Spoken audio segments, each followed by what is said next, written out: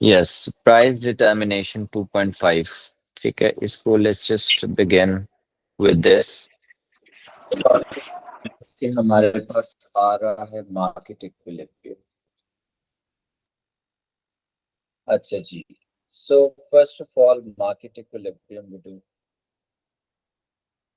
Market equilibrium कहाँ पे होता है? जहां पे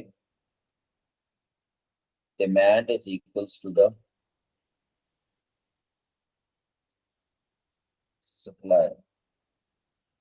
ठीक है, सो फिगर, अच्छा पहले हम ये बना भी लेना साथ साथ। ये हमारे पास we have the supply curve and we have the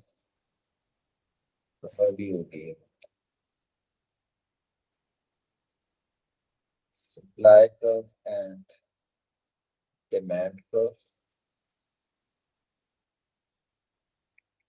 ठीक है जी, और हमारा इक्विलिब्रियम कहाँ है?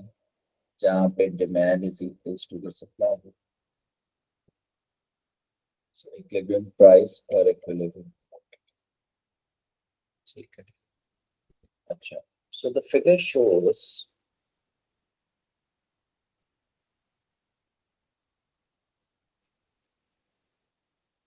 equilibrium in market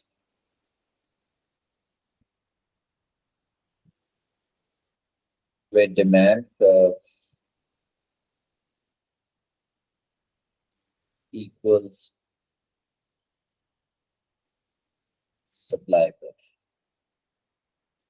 ठीक है, यहाँ पे हमारा होता है equilibrium जहाँ डिमांड इक्वल्स टू सप्लाई है।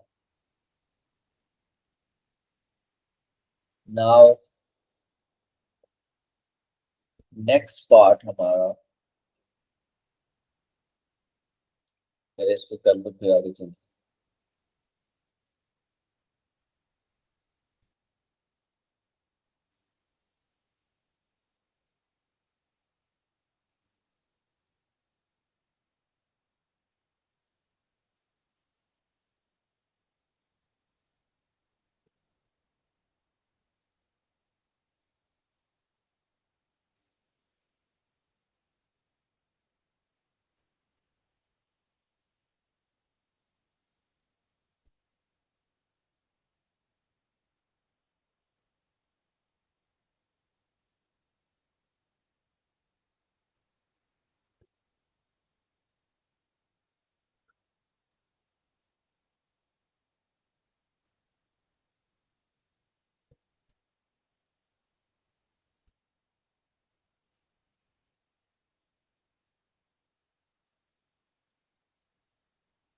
हाँ जी, हो गया।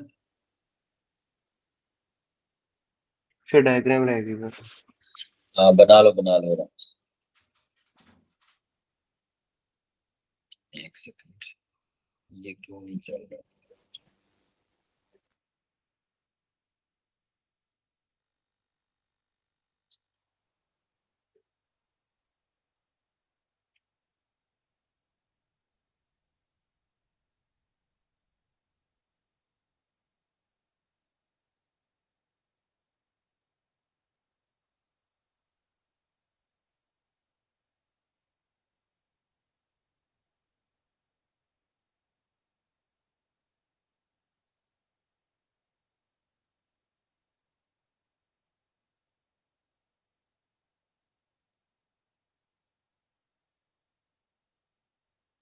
हो गया sir.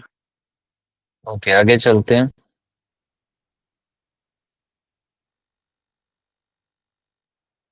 Moving from market disequilibrium to market equilibrium. इसमें सबसे पहले हमने पढ़ना है कि market disequilibrium due to excess supply कैसे होता। अच्छा, if firm set the price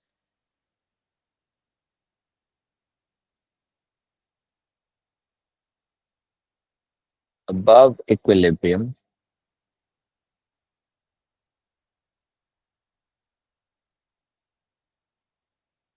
there will be excess supply। अच्छा, वो कैसे? कि जो हमारा ओरिजिनल डायग्राम था,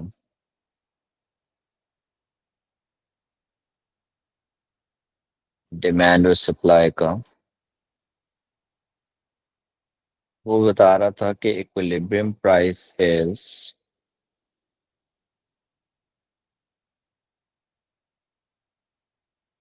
where the demand and supply equates।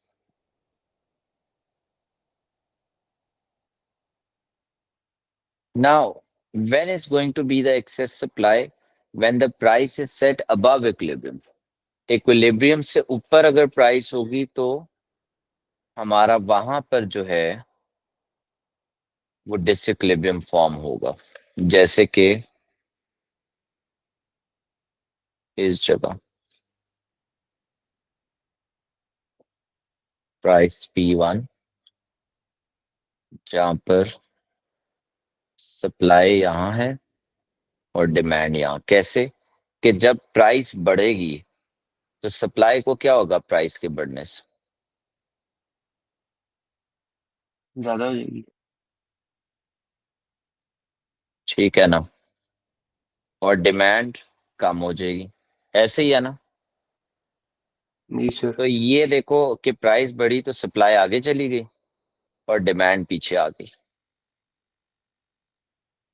ठीक है कि नहीं?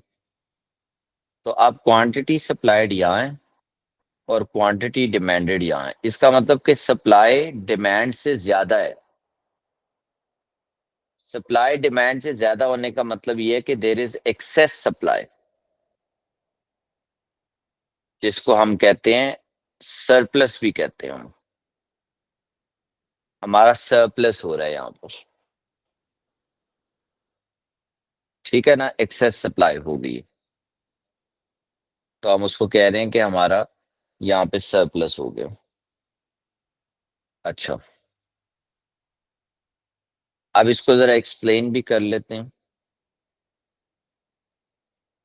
सो the figure shows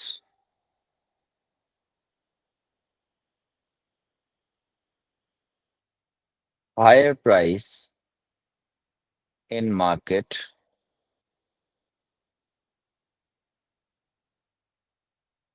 resulting in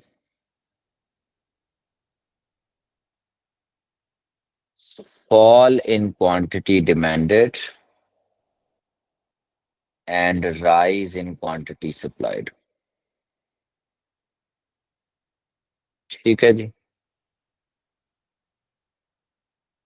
so the equilibrium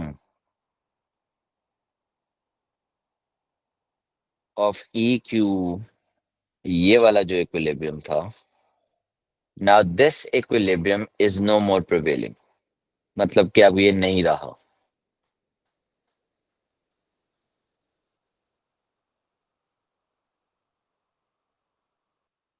तो हमने डिसइक्विलिब्रियम की कौन सी फॉर्म यहां पर देखी है? When your supply of the product is more than the demand.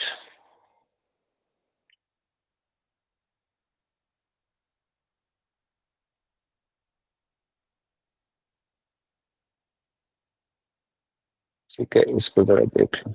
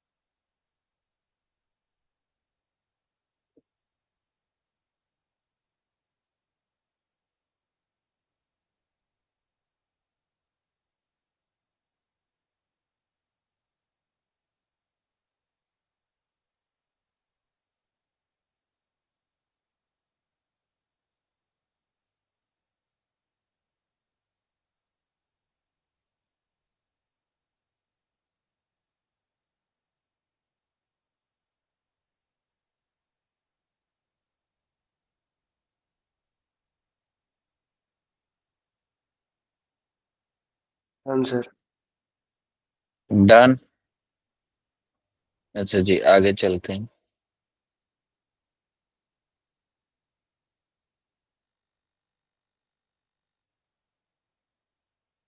दूसरी सिचुएशन हमारे पास आती है मार्केट डिसइक्विलिब्रियम की, when there is excess demand. This is a situation when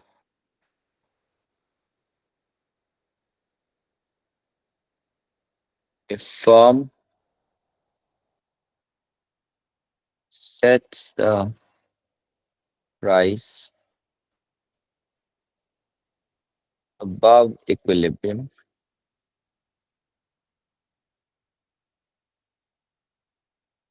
नहीं नहीं, ये अबव कैसे, below equilibrium.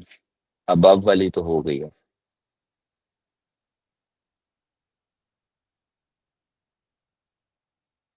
If firm sets the price below equilibrium, there will be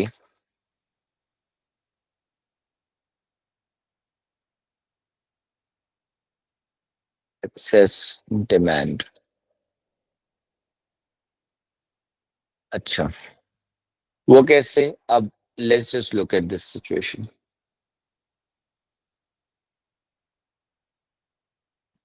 Here we have the demand. Here we have the supply.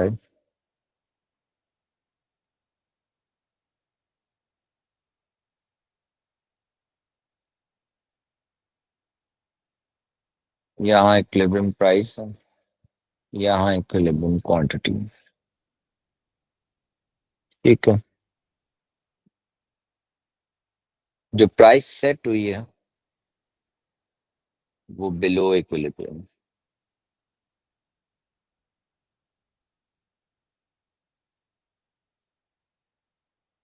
इस जगह पे demand है और इस जगह पे सप्लाई है।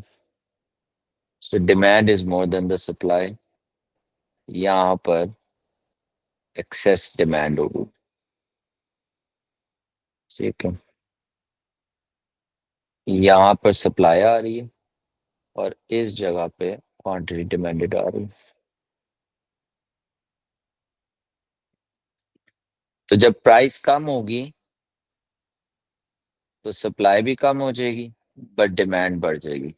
और वही हुआ, डिमांड आगे को चली गई और सप्लाई पीछे को आ गई। अच्छा, now looking at the explanation for this, figure shows the lower price set in the market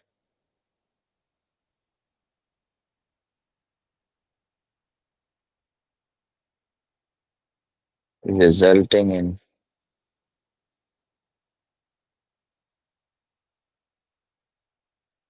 a rise in quantity demanded and fall in quantity supplied, which means equilibrium of EQ is not prevailing. अब वो equilibrium जो है वो नहीं prevail कर रहा।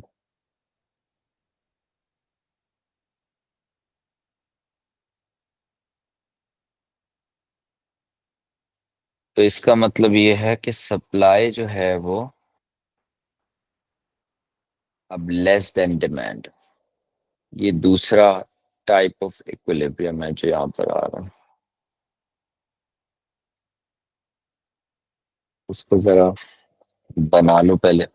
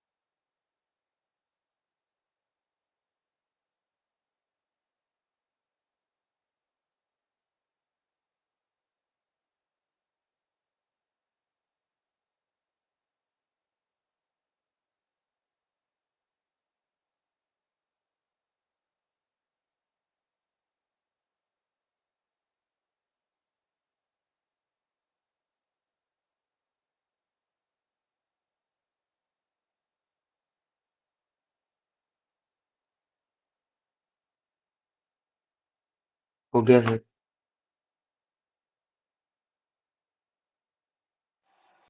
अच्छा, next up is, अच्छा ये हमारा चैप्टर हो गया कंप्लीट। आगे हम आते हैं नेक्स्ट चैप्टर पे, which is topic 2.6, price changes. Now we are going to talk about the shift in a situation of equilibrium.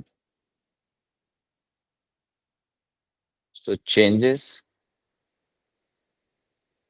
in demand will cause a change in price and a movement along the supply curve.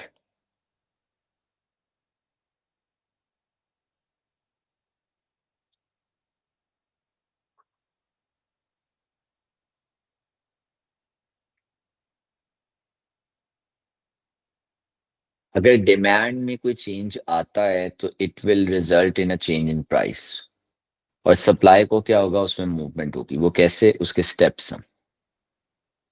सबसे पहले तो हम देखते हैं effect of a decrease in demand.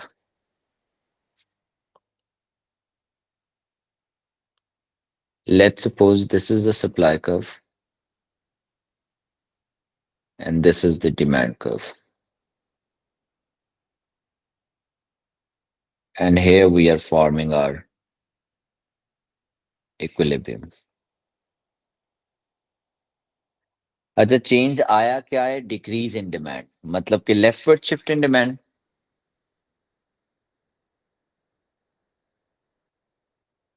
तो ये leftward shift आ गया demand.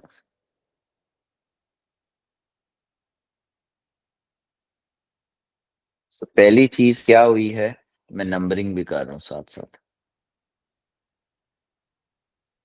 Leftward shift in demand.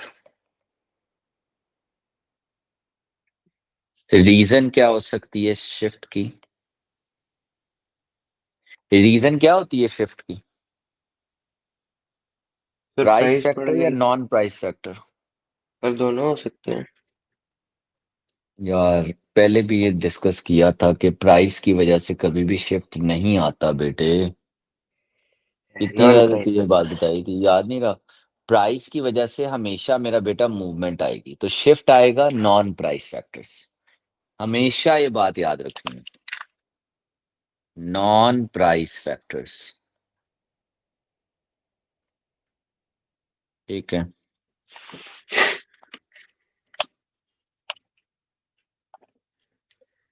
अच्छा, अब लेफ्टवर्ड शिफ्ट आने की वजह से दूसरा काम जो हुआ है वो ये हुआ है कि आपकी प्राइस चेंज हो गई। देख रहे, इक्विलिब्रियम क्वांटिटी डैश आ गई और इक्विलिब्रियम प्राइस डैश आ गई। प्राइस कम हो गई। तो दूसरी चीज हम यहाँ पे ऐसे मैं नोट डाउन कर देता हूँ, ये सेकंड पॉइंट,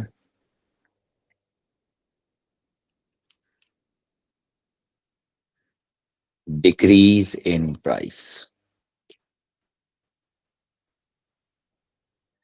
और इसकी रीजन क्या बनी, इसकी रीजन बनी कि there was a leftward shift in demand.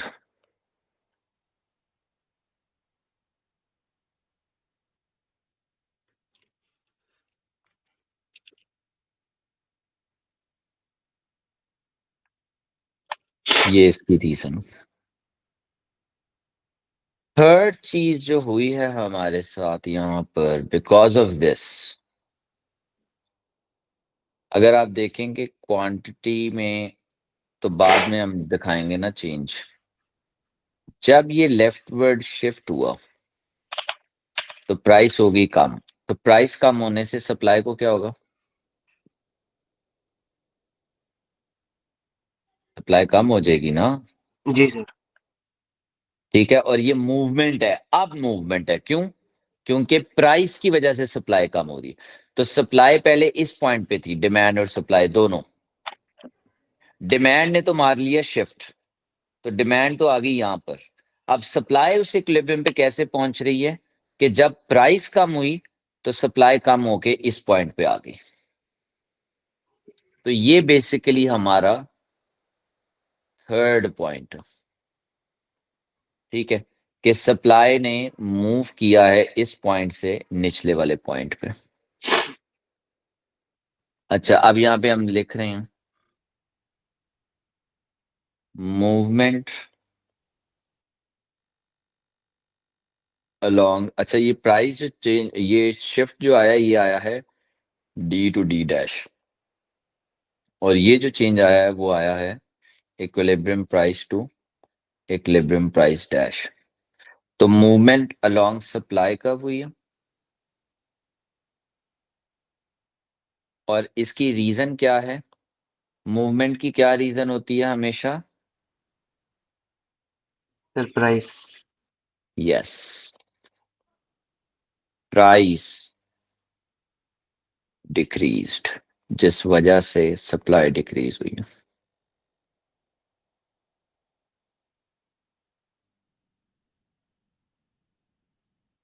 Last हमारे पास इसमें बात आ जाती है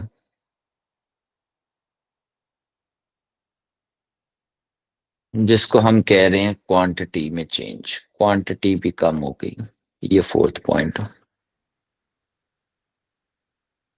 डिक्रीज इन क्वांटिटी, कहां से कहां? E Q to E Q dash. और इसकी हमारे पास रीजन क्या है? इसकी हमारे पास रीजन ये है कि आपकी जब प्राइस कम हुई, सप्लाई कम हुई, तो फॉल इन सप्लाई ने, fall in supply and demand की वजह से ओवरऑल क्वांटिटी आपकी फॉल कर गई, न्यू इक्विलिब्रियम फॉर्म हो गया।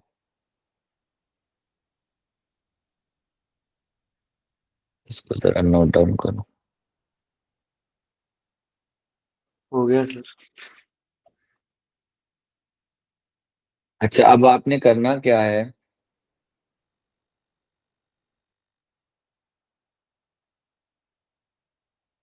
मैंने ये कराया आपको effect of a decrease in demand, ऐसे ही। ये चैप्टर के एंड पे पेजेस आ रहे हैं, है ना? हम्म, इस पेज क्या नहीं आ रहे? नहीं। हैं, नहीं आ रहे? नहीं। ना कर, कैसे नहीं आ रहे? Good structured question. क्वेश्चन की आ रही होगी हेडिंग, उसके नीचे आ रहे होंगे। नहीं आ रहे सर। ना कर यार, ये कैसा प्रिंट कराया तूने?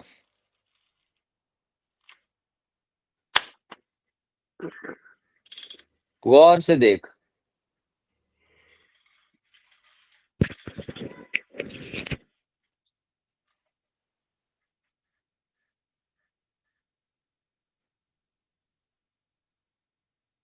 रफ रजिस्टर पकड़ ले।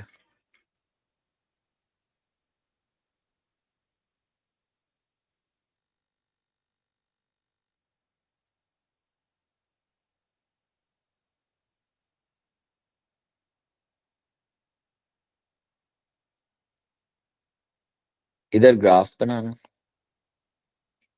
और इधर स्टेप वाइज एक्सप्लेनेशन लिखनी है।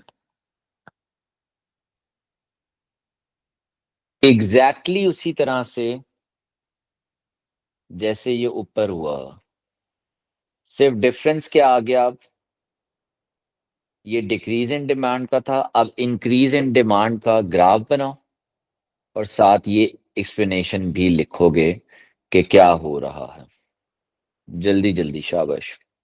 ये सारी चीजें दोबारा बनाना। नहीं नहीं, चेंज हो जाएगा ना बेटे, जब अब डिमांड क्या करें? इंक्रीज करेगी तो क्या होगा? अच्छा अच्छा। सही। लेफ्ट की जगह राइटवर्ड अब मैं शिफ्ट आ सारी जाएगा। चीजें उल्टी करके लिखूं?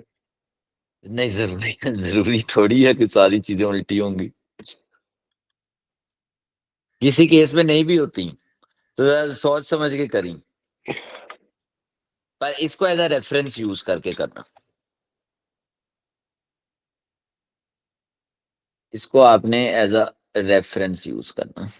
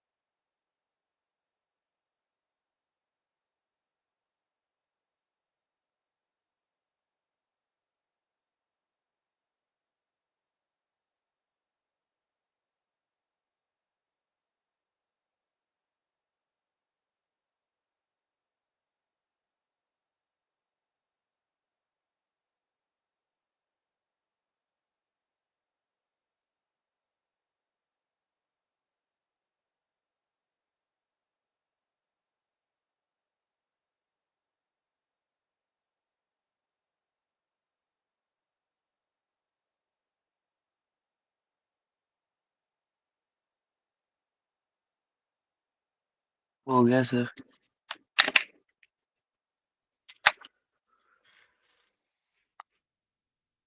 अच्छा जी, भेजो मुझे पिक्चर।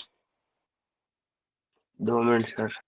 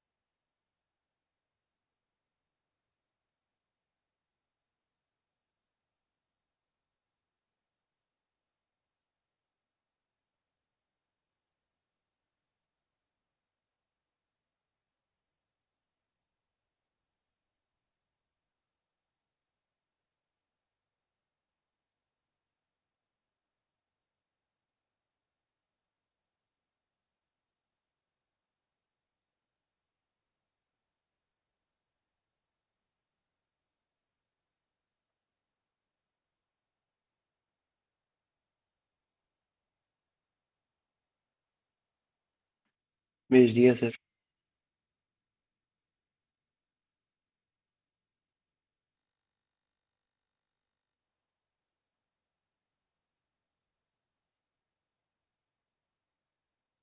जी, डिमांड राइट पे गई। मैंने कहा राइट पर shift in demand, reason non price factor. Price increase करेगी ईपी से EP one, reason rightward shift in demand. ठीक है। मूवमेंट अलोंग सप्लाई कब हुई? क्योंकि ठीक है, गुड यार, very good, very nice, very nice. और ग्राफ्स भी जो थे, ग्राफ भी जो था बड़ा क्लीनलीनेस से बना हुआ था, वेरी गुड। ठीक है, आगे चलते हैं।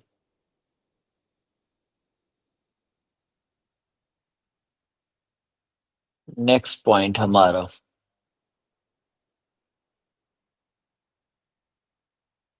आ जाता है the effect of changes in supply. ठीक है जी, क्या इफेक्ट्स आ रहे हैं चेंजेस इन सप्लाई में, इसको हम देखने लगे। अच्छा, ये भी उसी तरह से है। ठीक है, एक डायग्राम हम कर लेते हैं यहाँ पर। ये हमारे पास यहाँ पर डिमांड आ रही है। ये जस्ट गिव मी 1 मिनट मूसा।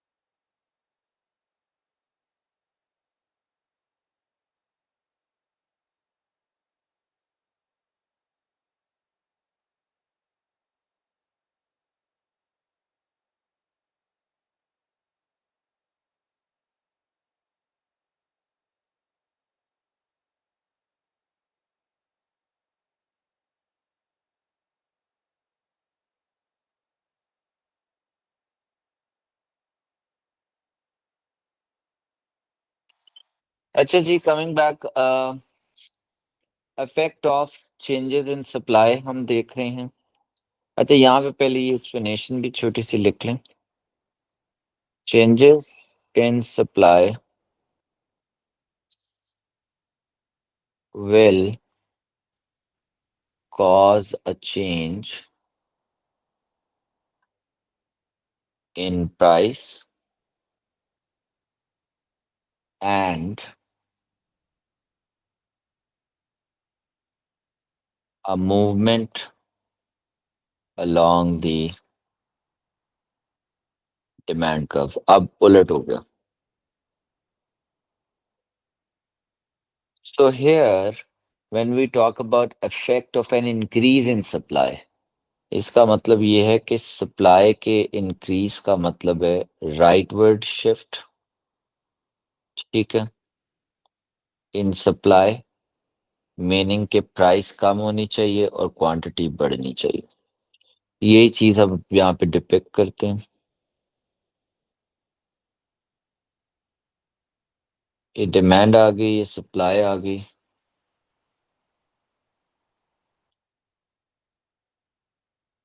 ये हमारे पास इक्विलिब्रियम प्राइस आ गई, इक्विलिब्रियम क्वांटिटी आ गई. अच्छा, अब सप्लाई राइटवर्ड शिफ्ट की है.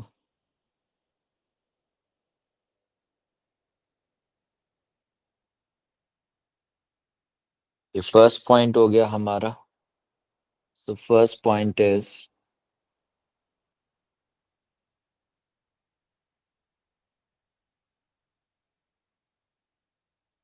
rightward shift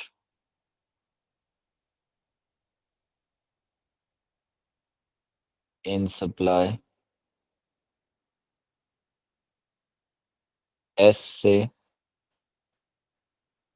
हम मूव किए हैं टू S डैश, इसको कह देते हैं. अच्छा, इसकी हमारे पास रीजन क्या है?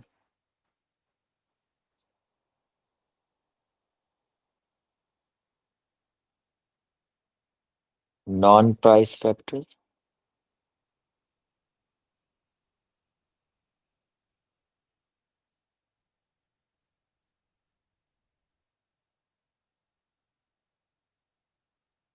ठीक हो गया. Second point पे what is happening here is because of this rightward shift, the price is decreasing EP dash और quantity increasing EQ dash. तो दूसरा काम क्या है कि प्राइस डिक्रीज कर दी.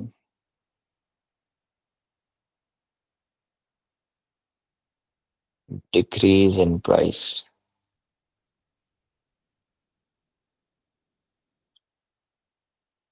EP to EP dash.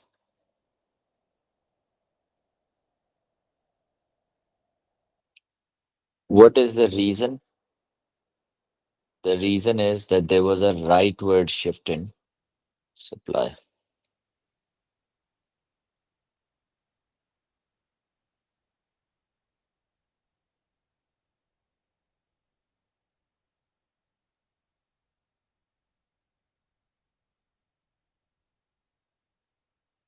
Then moving on, हुआ क्या? Because of this is कि क्योंकि सप्लाई तो उसी सेम वे में सप्लाई यहां से मूव करके यहां आ गई ड्यू टू अ शिफ्ट, जिसकी वजह से प्राइस कम हो गई. और प्राइस कम होने से डिमांड जो है वो भी, सॉरी, डिमांड जो है वो इंक्रीज कर जाती है. So demand should increase. तो डिमांड यहाँ पे थी विद द सप्लाई, अब डिमांड यहाँ आ गई है. तो यहाँ पे मैं इसको आई विल मेंशन कि ये मूव कर गई है इस पॉइंट पे. And this is the third point. और थर्ड पॉइंट हमारा क्या है?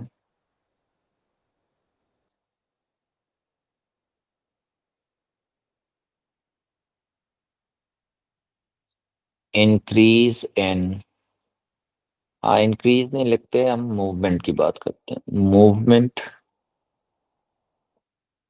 In demand.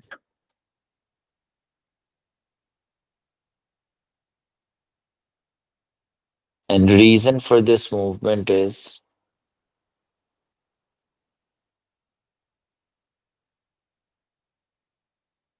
decrease in price.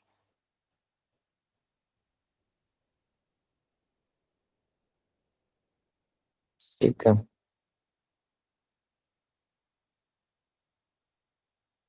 Then the last one, that is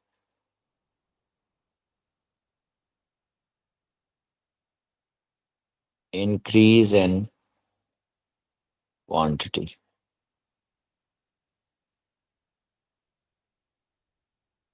EQ से मूव करके EQ डैश पे आ गई. ठीक है ना. और इसकी रीजन क्या बनी है हमारे पास. इंक्रीज की क्वांटिटी की रीजन हमारे पास थी कि ड्यू टू एन इंक्रीज इन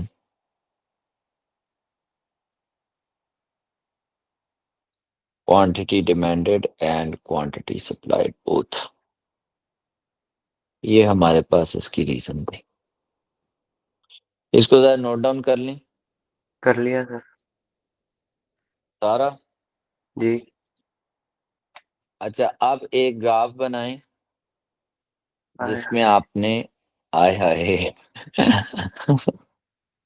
आखिरी है बस, खत्म हो जाएगा यहाँ. मुझे पता थोड़ा सा बोरिंग टॉपिक था ये. मैं आगे हालांकि हैं दो तीन चीजें, पर वो मैं नेक्स्ट क्लास में चलो करा दूंगा.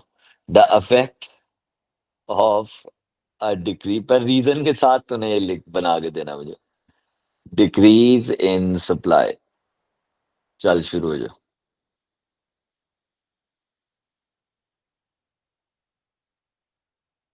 एक्यूरेट ग्राफ और accurate reasoning.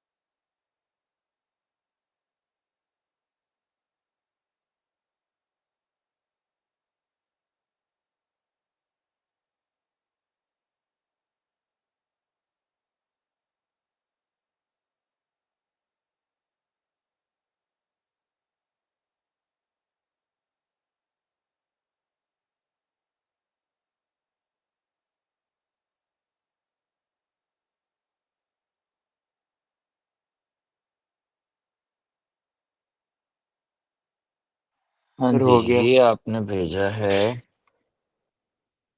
Supply is decreasing.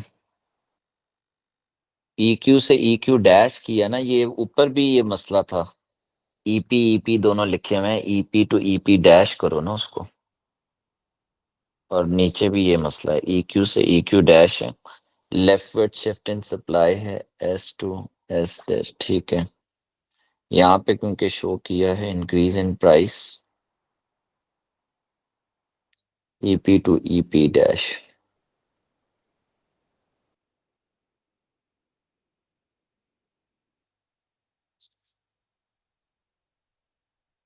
ठीक है, सही है, जबरदस्त, गुड। चलो, that's it for today. In the next class, we are going to continue with this chapter and we will be finishing it and then we'll move forward. ठीक है? Okay, ठीक है this sir. is it for today. Then take very good care of yourself.